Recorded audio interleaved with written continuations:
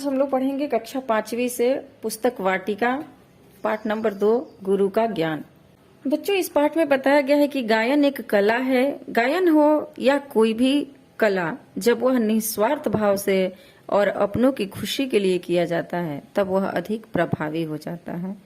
कहने का मतलब है कि चाहे गायन हो या कोई भी कला हो, कला आप समझ रहे हो, किसी भी तरह का, किसी इंसान में कोई गुण होना, कोई अच्छा डांस करता है, कोई अच्छा गाना गाता है, कोई अच्छा ड्राइंग करता है, तो कोई भी अगर कला आपके पास है और वो कला अगर निस्वार्थ भाव से किया जा रहा हो तो उसमें खुशी और अधिक हो जाती है। मतलब हम किसी तरह से कोई वहां पर बिजनेस नहीं कर रहे हैं, कुछ कमाने का उद्देश्य नहीं है हमारा। अगर हम अपने मर्जी से किसी कला को प्रदर्शित करते हैं, दिखाते हैं, तो हमारी खुशी और बढ़ जाती है। इस पाठ में यही बताया गया है। यहाँ पर कुछ पात्र दिए गए हैं। पात्र मतलब कलाकार का नाम दिया गया है कि कौन कौन लोग हैं जो यहाँ पे बैठे हुए हैं। यहाँ पे बादशाह अकबर हैं, तानसेन जी हैं, संत हरिदास भी यहाँ है, कुछ दरबारी हैं यानी दरबार में रहने वाले लोग, कुछ ग्रामीण हैं यानी गांव में रहने वाले लोग। ये सारे लोग इस पाठ में पात्र बने हुए हैं, कलाकार बने हुए हैं। और इस पाठ को एक ड्रामा की तरह एक दृश्य में दिखाया गया है। दृश्य पहला, दृश्य दूसरा, 2 भागों में बांट करके इसको बताया गया है। तो चलिए हम लोग देखते हैं पहले इसके शब्दार्थ और उसके बाद हम पाठ की तरफ आगे बढ़ेंगे। शब्दार्थ है बादशाह मतलब राजा, विराजमान यानी बैठे हुए, सर्वश्रेष्ठ मतलब सबसे अच्छा, सबसे ऊंचा, साफ गोई यानी स्पष्ट बोलने वाला, स्पष्ट बोलने वाला को साफ गोई कहते हैं। आतुर मतलब जानने की इच्छा, जानने की बेचैनी। गुस्ताखी यानी गलती करना। निस्वार्थ यानी बिना स्वार्थ के। ग्रामीण यानी गांव में रहने वाला। साम्राज्य मतलब दूर दूर तक फैला हुआ राज्य को साम्राज्य कहते हैं। ख्यालात यानी विचार। दीदार मतलब देखना। हस्त संचालन यानी हाथ चलाना। फरमाए मतलब बोले। आजीविका मतलब रोजी रोटी। पहला दृश्य में बता रहा है कि मुगल बादशाह जो है उनका दरबार सजा हुआ है। तानसेन तानपुरा लिए एक ओर बैठे हैं। तानपुरा मतलब एक वाजन का यंत्र है, संगीत वायन करने के लिए एक वाजन है। यंत्र का नाम है तानपुरा। जैसे आपने देखा होगा सरस्वती माता के हाथों में वीणा रहता है, उसी तरह से ये वीणा की तरह ही एक तानपुरा वाद्य के यंत्र कहे जाते हैं। दूसरी कुछ दरबारी हैं। सामने सिंहासन पर बादशाह अकबर विराजमान है। बादशाह अकबर अपने सिंहासन पर बैठे हुए हैं, विराजमान है यानी बैठे हुए हैं, और उनके सामने दरबारी लोग हैं। और वहीं पर तान सिंह जो है वो अपने हाथ में तानपुरा लिए हुए बैठे हुए हैं, यानी अब उनको कुछ सुनाना है, कुछ गाना है। दृश्य पहला शुरू होता है। बादशाह अकबर वहां कुछ बोलते हैं। सुनो तानसेन, मैं प्रतिदिन तुम्हारा गायन सुनता हूँ। तुम इतना सुमधुर गाते हो कि मेरा मन ही नहीं भरता। मैं समझता हूँ कि दुनिया में तुम्हारी आवाज सर्वश्रेष्ठ है। अकबर कह रहे हैं, बादशाह अकबर कह रहे हैं कि मुझे तानसेन का आवाज बहुत अच्छा लगता है और मुझे लगता है कि इनसे अच्छा कोई नहीं गा सकता है, यह सर्वश्रेष्ठ गायक है। तभी तानसेन क्या बोल रहे हैं कि नहीं महाराज, एक संत हैं जो मुझसे भी अच्छा गाते हैं। वो बता रहे हैं कि मैं ही अच्छा नहीं हूँ, एक और संत हैं, एक और महात्मा हैं जो मुझसे भी अच्छा गाते हैं। अकबर कहते हैं कि सचमुच? तब तो उन्हें अवश्य ही हमारे दरबार में बुलाओ। क्या तुम ऐसा कर सकते हो? तब राजा कहते हैं, बादशाह कह रहे हैं कि अगर कोई तुमसे भी अच्छा गाता है तो उसे मेरे दरबार में जरूर बुलाओ। क्या तुम ऐसा कर सकते हो? क्या उन्हें बुला सकते हो? तानसेन कहते हैं कि नहीं महाराज, मैं क्या, कोई भी ऐसा नहीं कर सकता, वे यहाँ नहीं आएंगे। तब तानसेन क्या कहते हैं कि नहीं महाराज, मैं ऐसा नहीं कर सकता हूँ। उतने बड़े जो गायक हैं उन्हें मैं यहाँ पर नहीं बुला सकता हूँ, और ऐसा मैं ही नहीं, कोई भी उन्हें नहीं बुला सकता है। अभी राजा को बहुत आश्चर्य हो रहा है, अकबर को बहुत आश्चर्य होगा, क्योंकि ऐसा आपने देखा होगा कि राजा जो ऑर्डर देते हैं, जो आज्ञा देते हैं, उसे सब लोग मानते हैं और उनके कहने पे सब हाजिर हो जाते हैं। ऐसा तानसेन क्यों कह रहे हैं कि नहीं, मैं उनको नहीं बुला सकता हूँ, वो यहाँ नहीं आ सकते हैं? अब अकबर को यह सुनने के बाद कैसा लगा ये देखिए। अकबर कहते हैं कि यह जान लेने के बाद भी नहीं कि उन्हें हिंदुस्तान के बादशाह ने बुलाया है। अकबर कह रहे हैं कि क्या उनको यह बताओगे तुम कि मैं हिंदुस्तान के बादशाह हूँ? यह सुनने के बाद भी वो यहाँ नहीं आएंगे? तानसेन जी कहते हैं कि जी महाराज, तभी भी वो नहीं आएंगे। अकबर कहते हैं वाह, यदि वे यहाँ नहीं आ सकते तो हम तो वहां जा सकते हैं, क्या तुम मुझे उनके पास ले चलोगे? तब राजा को बहुत आश्चर्य होता है कि इतना बड़ा कौन इंसान है जो मेरे बुलाने पे भी नहीं आएगा, यानी कुछ तो उसमें खासियत होगी। फिर राजा सोच लेते हैं कि मुझे वहां पर जाना चाहिए, और वो कहते हैं कि ठीक है, फिर तुम वहां पर मुझे लेकर चलो। तानसेन कहते हैं अवश्य महाराज, पर आप वहां हिंदुस्तान के बादशाह के रूप में नहीं जा सकेंगे। तानसेन कह रहे हैं कि महाराज अवश्य, यानी जरूर मैं आपको लेकर चलूंगा, लेकिन आप वहां पर एक राजा बनकर मत चलिए। मतलब एक राजा किसी के घर उठकर जाए, यह तो शोभा नहीं देगा, आप लोग को भी मालूम है बच्चों। तो इसके लिए तानसेन कह रहे हैं कि आप वहां राजा बनकर मत जाइए, आप एक श्रोता बनकर, मतलब संगीत सुनने वाला एक व्यक्ति अपनी श्रद्धा लेकर जाइए। जैसे अब अगर हम भगवान के मंदिर में जाते हैं, तो हम भगवान के मंदिर में अगर हम भगवान से बड़ा बनकर जाएंगे तो हमारा जाना सफल नहीं होगा, फिर वहां हमें नहीं जाना चाहिए। तो हम भगवान के मंदिर में कैसे जाते हैं? यह मान कर जाते हैं कि हम उनसे छोटा है, हम उनके भक्त हैं, हम उनसे कुछ मांगने आए हैं, वो हमसे बहुत महान है, वो हमारे भगवान है। तो वही तानसेन कह रहे हैं कि आप राजा बनकर आपको नहीं जाना है। अगर आपको किसी की कला की कदर है और आप किसी से कुछ सुनना और सीखना चाहते हैं, तो आपको उनसे छोटा बनकर जाना पड़ेगा, बादशाह बनकर नहीं जा सकेंगे।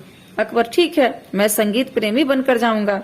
अकबर कह रहे हैं कि ठीक है, अगर तुम्हारी यही शर्त है तो मैं संगीत प्रेमी बनकर जाऊंगा। मतलब मैं ये बोल दूंगा मुझे संगीत सुनने में बहुत लगन है, रुचि है, और मैं संगीत सुनने तुम्हारे पास आया हूँ, पर यह तो बताओ कि वो है कौन। कहे कि तुम बताओ तो सही कि वो कौन है, कहाँ रहते हैं, तब तो हम जाएंगे। तानसेन कहते हैं कि महाराज वे मेरे संगीत गुरु हैं, यानी उन्होंने ही मुझे संगीत सिखाया है, मेरे गुरु हैं। लोग उन्हें संत हरिदास के नाम से जानते हैं। उन्हें सादगी बहुत पसंद है, वे मानते हैं संतन को कहाँ सीकरी सो काम। कहें कि वो संत हैं और उनको सादगी बहुत पसंद है, मतलब उनके सामने कोई बड़ा बनकर और कोई अहम लेकर जाएगा, वैसे लोगों को वो पसंद नहीं करते हैं। उनका क्या मानना है कि संतन को कहाँ सीकरी सो काम, यानी संतन को किसी राजघराने से, सीकरी यानी राजघराना, संत जो है, जो जिसको धन दौलत लोभ लालच से जो दूर होता है उसे संत कहते हैं। तो जो इन सारी चीजों से दूर है उसे सीकरी सो काम, उसे धन दौलत या किसी राजघराने के नाम से क्या काम है, कोई मतलब नहीं है। कोई राजा मुझे बुलाए, कोई राजा मेरे पास आए, या कोई साधारण व्यक्ति आए, जब मुझे किसी से कोई फीस ही नहीं लेनी है, कोई चार्ज ही नहीं करना है मुझे कि आपको सिखाने के लिए मैं ये पैसा लूंगा, तो छोटे बड़े से मुझे कोई मतलब नहीं है, फिर जो भी आए मेरे लिए सब समान है। यानी जिसने घर द्वार त्याग दिया हो उसे मुगल साम्राज्य की राजधानी इस फतेहपुर की सिकरी से क्या लेना देना है। कह रहे हैं कि संत वही बनते हैं जो अपने घर द्वार त्याग देते हैं, धन दौलत लोभ छोड़ देते हैं, किसी चीज की लोभ लालच उनके अंदर नहीं रहती है, वही संत कहलाते हैं। तो ये जो संगीत गायक जो गुरु हैं, ये ऐसे संत हैं जो अपने घर बार सब कुछ त्याग दिया है, तो फिर उन्हें किसी मुगल साम्राज्य की क्या जरूरत है, किसी की राजधानी फतेहपुर सिकरी से क्या मतलब है। आप चाहे कितने भी बड़े हो, उनके लिए साधारण ही हो, जैसे आम लोग उनके पास जाते हैं और गाना संगीत सुनते हैं, वैसा ही एक साधारण इंसान आप हो, क्योंकि उनके लिए कोई फर्क नहीं पड़ता आप राजा हो, क्योंकि आपके राज्य से, आपके साम्राज्य से उन्हें कुछ चाहिए ही नहीं। इसलिए आपको वहां वेश बदल कर चलना होगा। कह रहे हैं कि इसलिए अच्छा होगा कि आप वहां पे राजा बनकर मत जाइए, क्योंकि राजा का भी अपमान होगा ना, एक राजा आया है और संत ने उसका कोई भाव ही नहीं दिया। तो इसलिए आप एक साधारण इंसान ही बनकर जाइए, आप एक साधारण संगीत श्रोता बनकर जाइए कि आप संगीत में आपको रुचि है और आप संगीत सुनने आए हो, जैसे सब लोग आते हैं। अकबर बहुत खूब, अकबर ने कहा ठीक है, वाह कितने ऊंचे ख्यालात हैं उनके और कितनी साफ गोई है उनकी सोच में। कह रहे हैं कि कितने ऊंचे ख्याल के व्यक्ति हैं वो, और उनके सोच में कितनी साफ गोई है। साफ गोई मतलब मैंने आपको बताया है, इसमें शब्दार्थ में बताया है, स्पष्ट बोलने वाला, यानी कितना सही उनका सोच है और कितना साफ बोलते हैं वो। मियां तानसेन, मैं यहीं से तुम्हारे गुरु को सलाम करता हूँ, तुम चलने की तैयारी करो, अब तो मैं हर हाल में उनका दीदार करना चाहता हूँ। कह रहे हैं राजा कि अगर गुरु इतने महान हैं तो अब तो मैं हर हाल में उनका दीदार करना चाहता हूँ, यानी उन्हें देखना चाहता हूँ, और यहीं से मैं उनको सलाम भी करता हूँ। और इतना कहकर राजा वहां पर जाने के लिए तैयारी करने लगे, तानसेन के साथ उस संत गुरु, संगीत गुरु से मिलने के लिए, जाने के लिए तैयारी करने लगे। अब ये तैयारी के बाद आपको दूसरा दृश्य दिखाया जाएगा कि वहां जाते हैं तो क्या होता है। अभी तक राजा का दरबार था और राजा के दरबार में यह बातचीत हो रही थी, अब ये लोग दूसरे जगह जाने की तैयारी कर रहे हैं, तो वो दूसरा दृश्य आ जाएगा। अब इसके बाद मैं आपको दूसरा दृश्य समझा रही हूँ। दूसरे दृश्य में दिखाया जा रहा है कि संत हरिदास की कुटिया, संत आसन पर बैठे हैं। एक ओर तानसेन तानपुरे के साथ, दूसरी ओर बादशाह अकबर सेवक के वेश में सुनने को आतुर हैं। ये लोग जाकर के संत के आश्रम में चले गए हैं। वहां पर गुरुजी बैठे हुए हैं अपनी कुटिया में, और बादशाह अकबर एक किसके वेश में, सेवक के वेश में, यानी एक साधारण व्यक्ति के वेश में गाना सुनने के लिए वहां पर आतुर हैं, बेचैन हैं। तानसेन कहते हैं अपने गुरुदेव जी से, गुरुदेव आपका गायन सुनने की हमारी हार्दिक इच्छा है, हम पर कृपा करें। अब हरिदास जी कहते हैं, तानसेन तुम तो जानते ही हो मैं वर्षों पहले गायन छोड़ चुका हूँ। अकबर कहते हैं, मियाँ तानसेन फिर आप ही कुछ सुना दीजिए। जब ही गुरुदेव कह रहे हैं कि अब तो मैं गाता ही नहीं हूँ, मैं तो गायन छोड़ दिया हूँ, तो अकबर तो राजा है, वो बहुत होशियार हैं। राजा कह रहे हैं कि ठीक है, जब गुरुदेव नहीं गाएंगे, वो गाना छोड़ दिए हैं, तो क्या कीजिए अकबर आप ही कुछ गा करके सुना दीजिए। हरिदास कहते हैं कि हाँ यही उचित होगा, इस बहाने वर्षों बाद मैं भी तुम्हारा गायन सुन लूंगा। हरिदास जो गुरु जी हैं वो कह रहे हैं कि हाँ ये अच्छा होगा कि तानसेन कुछ गाएंगे और इसी बहाने मैं भी तानसेन का गाना सुन लूंगा, क्योंकि मैंने इनको सिखाया है, तो मुझे भी अच्छा लगेगा कि ये कैसा गा रहे हैं। तानसेन जैसा आपका उद्देश्य गुरुवर। तानसेन अपनी गुरु की बात नहीं काट सकते थे, तो तानसेन ने शुरू कर दिया अपना गाना गाना। अब बच्चों आपको समझना यहाँ पर यह है कि तानसेन अपने राजा अकबर को लेकर के गुरु हरिदास के पास गए हुए हैं कि गुरु का गाना हमें सुनना है, लेकिन गुरु ने गाना गाने से इनकार कर दिया। अब तानसेन को खुद गाना गाना पड़ रहा है, और तानसेन यह आदेश बहुत आसानी से स्वीकार कर लिए कि ठीक है मैं गाना गाऊंगा। लेकिन आपको थोड़ा सा मैं क्लियर करना चाहती हूँ कि तानसेन ने ऐसा क्यों किया। तानसेन बहुत होशियार थे, और तानसेन जानते थे कि मैं गुरु के सामने जिद तो नहीं कर सकता हूँ। अगर गुरु जी कह रहे हैं कि मैं नहीं गाऊंगा, मैं नहीं गाऊंगा, तो मैं जिद तो नहीं कर सकता हूँ कि नहीं आपको गाना ही पड़ेगा, आपके लिए मैं किसी राजा को लाया हूँ, आप क्यों नहीं गा रहे हो, ऐसा मैं जिद और बहस तो नहीं कर सकता हूँ। इसलिए तानसेन ने उनकी आदेश को आसानी से स्वीकार कर लिया, क्योंकि वो जानते थे कि मैं ऐसा करूंगा, मैं कुछ गलत तरीके से गाऊंगा, कुछ अच्छा नहीं करूंगा, तो इस पर गुरुदेव जी जरूर मुझे टोकेंगे और अच्छे से फिर सिखाने लगेंगे। और इस बहाने जब गुरुदेव जी ऐसा करेंगे तो मेरे राजा अकबर जो मेरे साथ आए हैं वो इनका गाना सुन लेंगे। तो सेम वो ऐसा ही हुआ। तानसेन ने क्या किया, जैसा आपका आदेश गुरुवर, ऐसा कह करके तानसेन कई बार बेसुरा आलाप कर लेते हैं, फिर रुकते हैं, तानपुरे पर स्वर साधते हैं, फिर वही बेसुरा आलाप लेते हैं, फिर रुकते हैं। बेसुरा आलाप यानी अच्छा आलाप नहीं ले रहे थे, रुक जा रहे थे, फिर बेसुरा आलाप ले रहे थे और रुक जा रहे थे, मतलब गलत तरीके से, उल्टे तरीके से गाते जा रहे थे। हरिदास को, किसी भी अच्छे कलाकार को अगर उसकी गलत कला प्रस्तुत हो रही है तो वो अपने आप को रोक नहीं पाता है। अब हरिदास जी यहाँ पर अपने आप को रोक नहीं पाएंगे। हरिदास जी कहते हैं, तुम्हारा स्वर सही नहीं लग रहा है तानसेन, तुम भी चूक कर सकते हो, भरोसा नहीं हो रहा है। कह रहे कि मैंने तो तुम्हें बहुत अच्छा सिखाया था, लेकिन तुम भी चूक कर रहे हो, गलती कर रहे हो, मुझे विश्वास नहीं हो रहा है तुम ऐसा क्यों कर रहे हो, तुम सही स्वर लगाना कैसे भूल गए, रुको मैं याद दिलाता हूँ। और गुरुवर कह रहे हैं कि तुम रुको, तुम्हें मैं याद दिलाता हूँ। अब जो तानसेन थे ये तो यही चाहते थे, उन्होंने सिर्फ अपने गुरु से जिद नहीं की कि नहीं नहीं आप सुनाओ, लेकिन वो चाहते तो यही थे कि मेरे गुरु जी गाना सुनाए, इसीलिए उन्होंने जानबूझ करके गलती की। अब तानसेन ने उठकर तानपुरा संत गुरुदास को थमा दिया। जब गुरु जी ने खुद ही कहा कि तुम गलत कर रहे हो, तुम अच्छे नहीं गा पा रहे हो तानसेन, तो तानसेन ने उनको तानपुरा थमा दिया, दे दिया। नेपथ्य से मधुर स्वर में किसी राग का गायन, संत हरिदास का तानपुरे पर हस्त संचालन करें। नेपथ्य से यानी जो स्टेज है वहां पर से, स्टेज जो बना हुआ है रंगमंच से, मधुर स्वर की गायन आ रही है, मतलब गायन की आवाज सुनाई दे रही है, और संत हरिदास का तानपुरे पर हस्त संचालन, और तानपुरे पर उनका हाथ भी चलना शुरू हो गया। अकबर कहते हैं, वाह वाह क्या कहने, मैं धन्य हुआ, मैं धन्य हुआ। संत हरिदास का गायन पूरा हुआ। तानसेन तानपुरा लेने के लिए आगे बढ़ गए, वो गाना पूरा कर लिए, और तानसेन उनका जो गायन यंत्र था तानपुरा उसे लेने के लिए आगे बढ़ गए।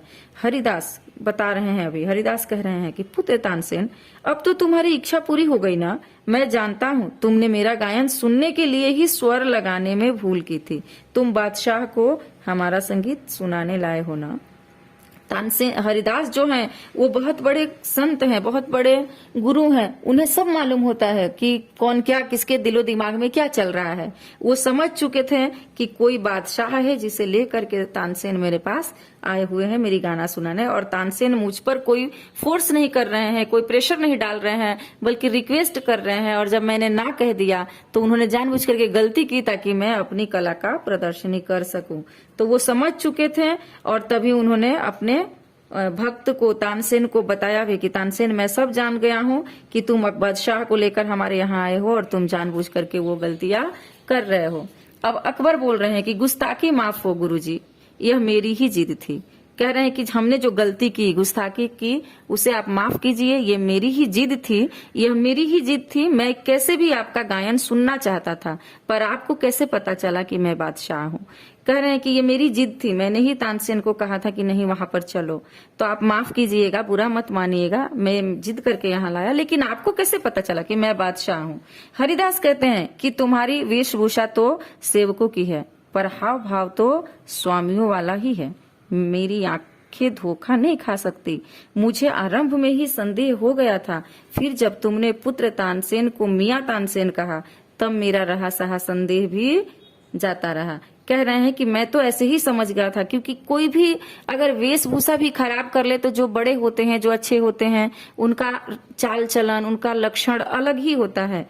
तो हरिदास कह रहे हैं कि मैं समझ गया था कि तुम राजा ही हो, लेकिन जब एक और बातें मेरी शक को यकीन में बदल दिया, जब तुमने पुत्र तानसेन जो है उन्हें मियां तानसेन कहा, तो ये शब्द सुनने के बाद मुझे लगा कि ये अकबर राजा ही हैं जो इनको मियाँ कहकर बुला रहे हैं। तब मेरा रहा सहा संदेह भी जाता रहा। तब मेरे अंदर जो शक थोड़ा बहुत बचा था कि पता नहीं राजा है या नहीं, वह भी साफ हो गया। संत हरिदास कुटिया से बाहर जाने को हुए, तभी अकबर और तानसेन ने उनके सामने झुककर क्षमा मांगी और वे भी कुटिया से बाहर आ गए। अब आगे अकबर मियाँ तानसेन से कहते हैं कि मियाँ तानसेन, जरा मेरे एक सवाल का जवाब तो दो। तानसेन, फरमाइए हुजूर। फरमाइए हुजूर मतलब बोलिए सरकार, बोलिए हुजूर। हुजूर यहाँ पर अपने से बड़ों को रिस्पेक्ट दे करके कहा गया है कि सरकार बोलिए। अकबर फिर कह रहे हैं कि मियाँ तुम संत हरिदास जी की तरह ही मधुर क्यों नहीं गा सकते। अकबर अब पूछ रहे हैं कि तुम भी संत के तरह मधुर मतलब अच्छा क्यों नहीं गा सकते हो, जबकि तुम इनके ही शिष्य हो, तो तुमको भी अच्छा गाना चाहिए। तो तानसेन क्या जवाब देते हैं। तानसेन कहते हैं कि जहां पनाह ऐसा शब्द है जो किसी के रिस्पेक्ट में हम बोलते हैं, जैसे आदरणीय हिंदी में कहते हैं, उसी तरह से यहाँ पर जहां पनाह कहा गया है कि जहां पनाह गुरुजी निस्वार्थ भाव से गाते हैं, जबकि मैं स्वार्थवश गाता हूँ। कह रहे हैं कि मेरे गुरुजी जो हैं वह निस्वार्थ भाव से गाते हैं, मतलब इनको इस गाना में सिर्फ अपनी कला दिखाते हैं, इनका कोई बिजनेस या कोई कमाई करने का मकसद नहीं है। ये किसी को पैसों के लिए नहीं सिखाते हैं और ना ही ये पैसों के लिए करते हैं। ये सिर्फ अपने निस्वार्थ भाव से गाते हैं, और जबकि मैं स्वार्थ बस गाता हूँ। और वो कह रहे हैं कि लेकिन मैं तो इस गाने को स्वार्थ में आकर गाता हूँ। वे आनंद के लिए गाते हैं और मैं आजीविका के लिए गाता हूँ। तानसेन बता रहे हैं कि मेरे गुरुदेव जी जो हैं वो आनंद के लिए गाते हैं, यानी खुद को खुशी पहुंचे इसलिए गाते हैं, और मैं आजीविका के लिए गाता हूँ। आजीविका मतलब बच्चों मैंने आप लोगों को पहले कठिन शब्दों में समझा भी दिया है। आजीविका मतलब होता है रोजी रोटी चलाना, अपना घर चलाना, जिसको हम आपके भाषा में बोल सकते हैं, जैसे हम बिजनेस चलाते हैं, कुछ करते हैं तो कहते हैं कि हम आजीविका के लिए ये काम कर रहे हैं। तो वो कह रहे हैं कि मैं आजीविका के लिए गाता हूँ, यानी अपना घर चलाने के लिए गाता हूँ। इतना कहने के बाद क्या होता है, दोनों का मंच से प्रस्थान, दोनों लोग वहां से निकल जाते हैं, मतलब तानसेन भी और अकबर भी वहां से निकल जाते हैं दूरदर्शन की कहानी के आधार पर। ये किसी दूरदर्शन की कहानी के आधार पर बताया गया है, ये चीजें यहाँ पर इसलिए लिख दी गई है। समझ में आ गया होगा आप लोगों को। अगर कुछ नहीं समझ में आया होगा तो आप लोग मुझे कमेंट्स बॉक्स में लिख करके बताइए, मिस हमें ये नहीं समझ में आया, और मैं फिर आपको उसको वापस से समझाऊंगी। इस पाठ को 2-3 बार आप लिंक बार बार खोल करके देखिए, हर बात अच्छी तरह से समझ में आ जाएगी। धन्यवाद बच्चों।